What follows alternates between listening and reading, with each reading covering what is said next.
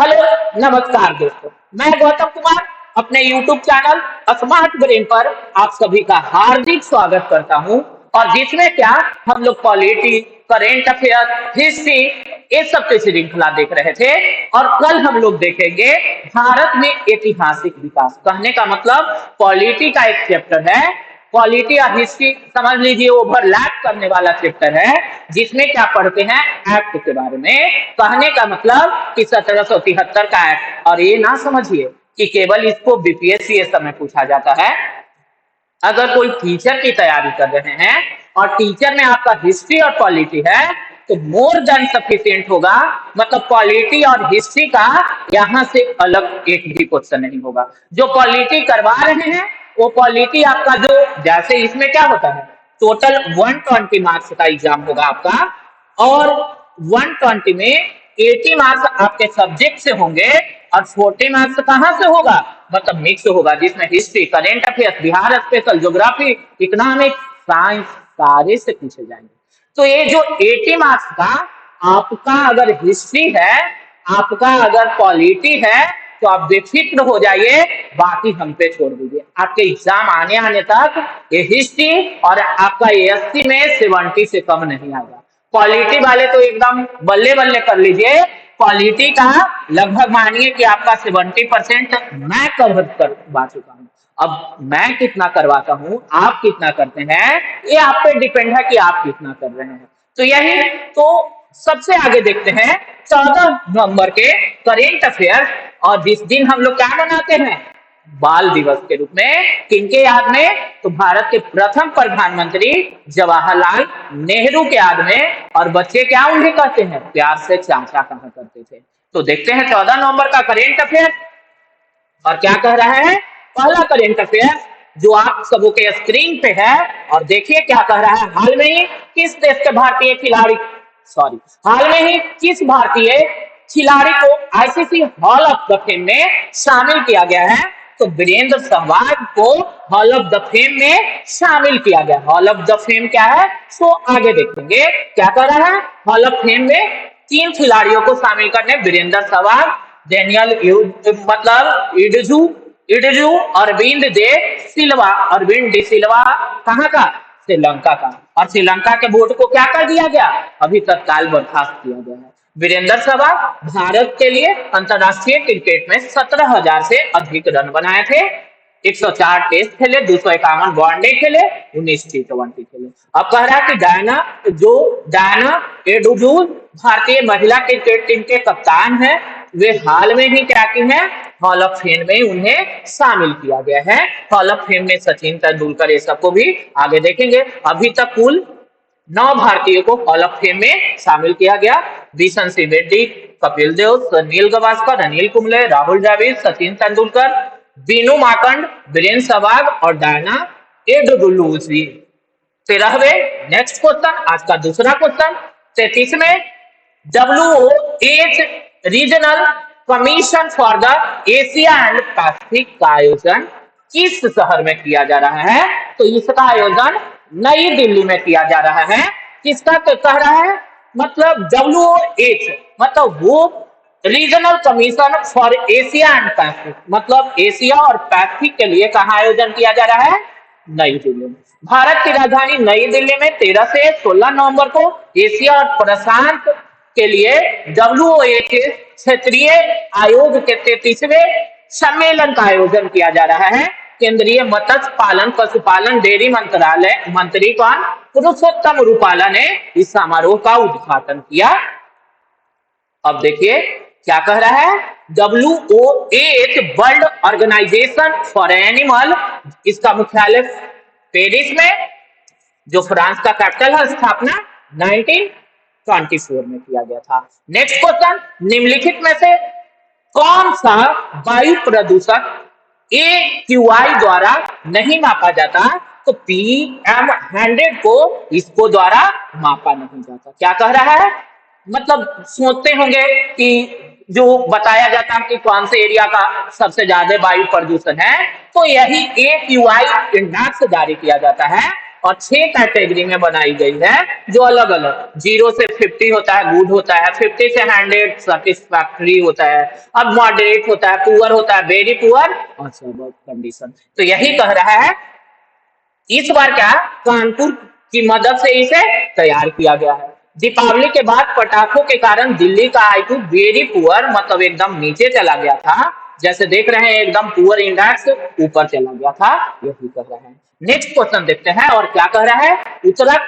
उत्तराखंड में देखते हैं, उत्तराखंड में रंजना, देखिए उत्तराखंड में रंजना देसाई कमेटी का संबंध किस विषय से है, तो इसका संबंध समान नागरिक संहिता यूनिफॉर्म मल कोड, और बताए थे कि इसका कौन से अनुच्छेद, तो अनुच्छेद 44, और कौन से एरिया पॉलिटी का, तो DPSP directive principle of state polity. तो क्या कर रहा है, रंजना देसाई कमेटी का संबंध समान नागरिक संहिता, और ये कौन से भाग में है, तो मौलिक अधिकार नहीं, मौलिक अधिकार से इनका संबंध नहीं, किससे है, राज्य नीति निर्देशक सिद्धांत से है इसका संबंध।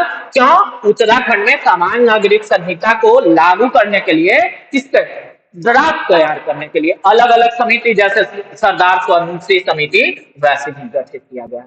अब क्या कह रहा है, नई चेतना 2.0 अभियान किस मंत्रालय के द्वारा, क्या कह रहा है, नई चेतना 2.0 अभियान किस मंत्रालय के द्वारा, तो ग्रामीण विकास मंत्रालय मिनिस्ट्री ऑफ रूरल डेवलपमेंट के द्वारा क्या शुरू किया गया है, नई चेतना 2.0 अभियान ग्रामीण विकास मंत्रालय द्वारा 25 नवंबर से नई चेतना अभियान की शुरुआत की गई। इस अभियान का आयोजन जेंडर आधारित हिंसा से बचने के लिए लागू किया गया है। इस अभियान का 34 भारतीय राज्यों और केंद्र शासित प्रदेशों के मतलब 23 दिसंबर से शुरू किया जाएगा।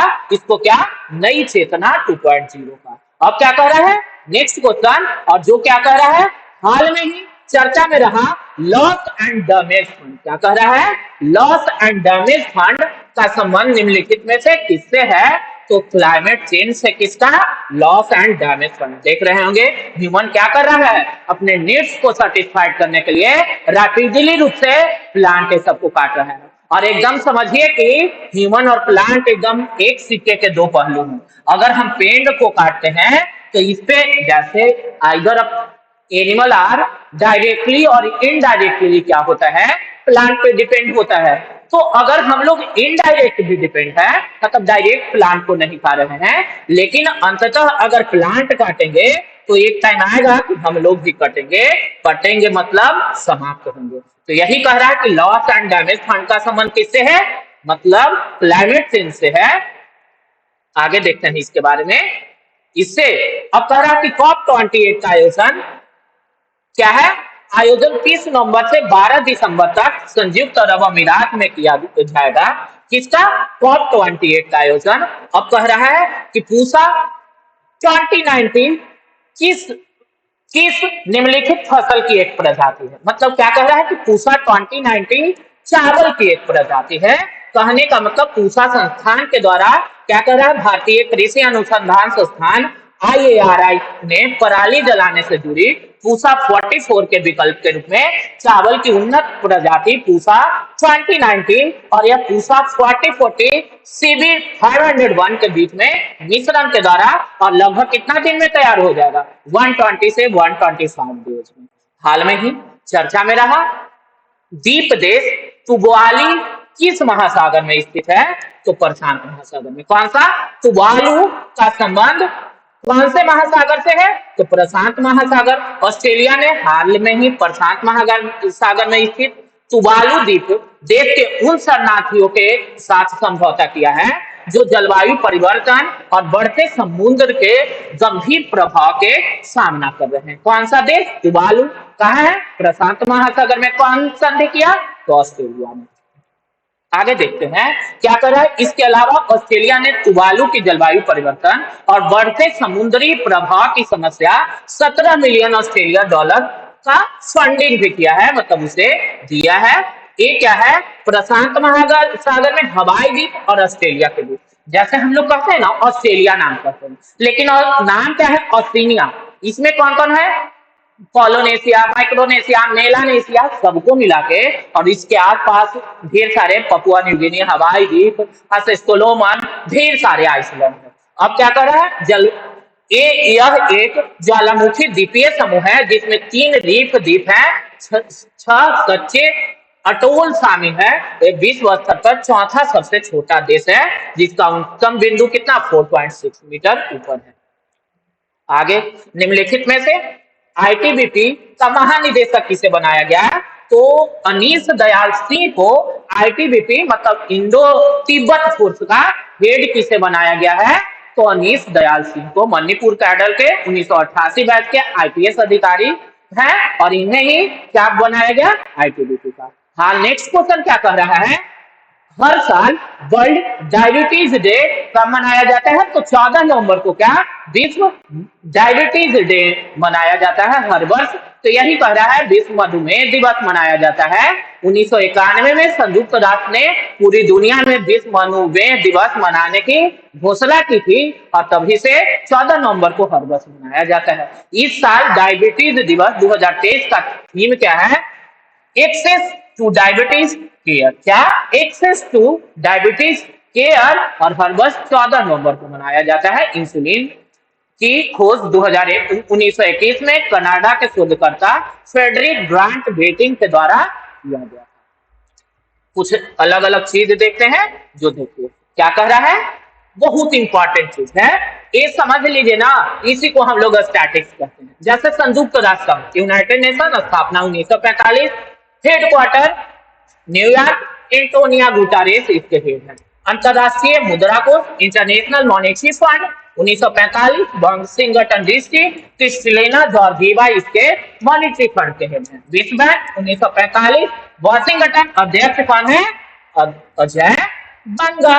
संयुक्त राष्ट्र संघ की स्थापना 1945, अंतरराष्ट्रीय मुद्रा कोष की स्थापना 1945 और विश्व बैंक की स्थापना 1945। अब कह रहा है यूनेस्को 1945 और इसका हेडक्वार्टर पेरिस, आंद्रे अजोले इसके। संयुक्त राष्ट्र बाल कोष 1946, न्यूयॉर्क पर प्रमुख कौन है? Catherine Rosell. नाटो 1949, ब्रुसेल्स और महासचिव कौन है? जेम्स स्टोलनबर्ग इसके महासचिव हैं।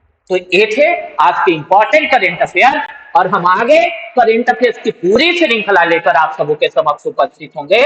कहने का मतलब अब ऐसा मत सोचिए कि 5 दिन स्किप कर दिए हम, पूरे मंथ, जैसे हम आप लोग को अक्टूबर मंथ का करेंट अफेयर्स करवा चुके हैं, उसके बाद अगस्त मंथ का करेंट अफेयर्स करवा चुके हैं, बाकी मंथ मतलब 1 से 2 दिन में आप लोगों को सितंबर का, ऐसे करके जुलाई, जून, मतलब आने वाले एग्जाम को मद्देनजर रख के आपको करेंट अफेयर्स, पॉलिटिक्स खत्म कर दी जाएगी। हिस्ट्री भी लगातार अब स्टार्ट किया जाएगा।